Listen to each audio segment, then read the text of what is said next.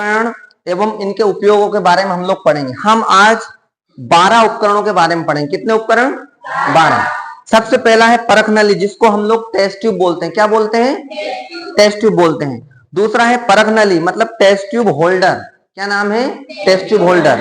ये सारा मैं आपको प्रैक्टिकली बताऊंगा कि कौन सा टेस्ट ट्यूब होल्डर। ठीक है। अगला है बीकर। चौथे नंबर का है ब्रश। पांचवा है कीप। कीप मतलब फनल। क्या है? फनल। अगला है त्रिपाद स्टैंड यानी त्रिपाद स्टैंड। ठीक है। फिर है तार की जाली, जिसको वायर गेज बोला जाता है। क्या बोलते हैं? Wire gauge. फिर है अंशांकित बेलन यानी मेजरिंग सिलेंडर। मेजर मतलब होता है मापन। मेजर का मतलब क्या होता है?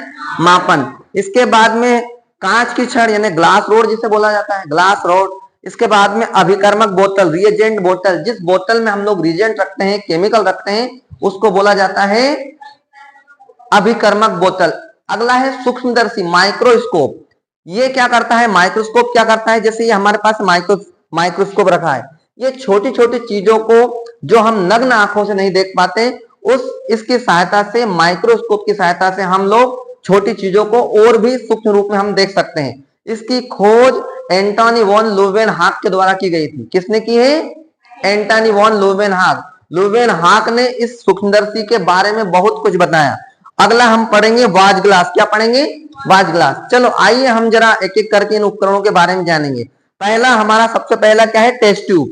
ये है बच्चों, ये टेस्ट ट्यूब है। ये क्या है? ये इसको हिंदी में परख नली बोलते हैं। ये इसका पहले आगे वाला भाग पूरा बंद होता है और पीछे वाला भाग बंद होता है और आगे वाला भाग खुला होता है। ये बेलनाकार नली की जैसे होती है। कैसी होती है?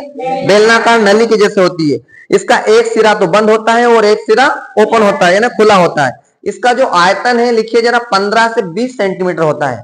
इसका आयतन क्या है? 15 से 20 सेंटीमीटर होता है और व्यास लगभग 1.5 से लेकर तो 2 सेंटीमीटर तक इसका व्यास होता है। ठीक है।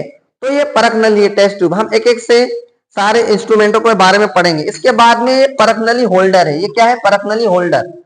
ये होल्डर है। ये होल्डर का क्या काम होता है? होल्डर का काम होता है, हम टेस्ट ट्यूब को जब गर्म करते हैं रिएजेंट को, तो ये पकड़ने का काम किया जाता है। जब भी हम कोई प्रयोग करते हैं तो हम लोग डायरेक्ट गर्म नहीं करते हैं, कुछ थोड़ा तिरछा रखते हैं।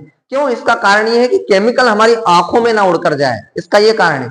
हमें प्रयोगशाला में प्रयोग करते वक्त बड़ी ही सावधानी रखनी पड़ती है, क्योंकि कोई भी केमिकल अगर हाथ पर अगर आ जाता है तो हम लोग को जलन पड़ने लग जाती है, हम लोगों को कोई नुकसान पहुंचने लगता है। तो हम लोग ऐसा कोई भी काम नहीं करेंगे जिससे हमारी त्वचा को तकलीफ हो। ठीक है। ये हो गया होल्डर, टेस्ट ट्यूब होल्डर। के बाद में हम पढ़ेंगे बीकर के बारे में। ये है बीकर। अच्छा, ये बीकर ये कांच का बना हुआ है। काय का बना हुआ है? ये प्रयोगशाला में द्रवों को रखने के लिए प्रयोग किया जाता है। ये विभिन्न आयतनों के हो सकते हैं और होते भी हैं। बीकर विभिन्न आयतनों के होते हैं और ये कांच का पूरा बना हुआ होता है। इसके बाद में अगला हम पढ़ेंगे कि फनल। जरा ये फनल उठाइए। ये फनल उठाएंगे। जरा देखिए फनल, ये कांच और प्लास्टिक दोनों का बना है। ये वाय आकार की होती है। किस प्रकार की होती है? वाय। अंग्रेजी का वाय लेटर जो होता है ना, वाय, उसके आकार की ये होती है। ये उपकरण ये द्रवों को छानने के लिए इसका उपयोग किया जाता है। अगर कोई द्रव अगर छानना है, पदार्थ की कितनी अवस्था?